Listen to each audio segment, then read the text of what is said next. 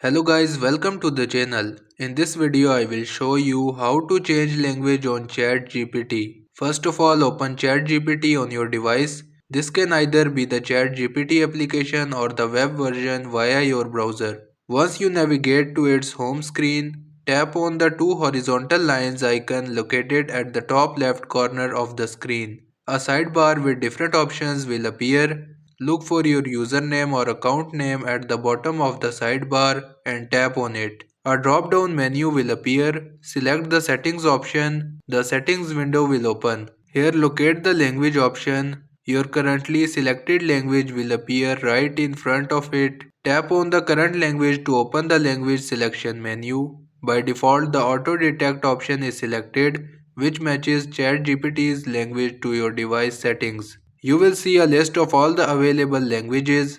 Scroll through the list and tap on the one that you want to select. Once you have selected your preferred language, the interface will immediately update to the language you selected. And this is how you can change language on ChatGPT.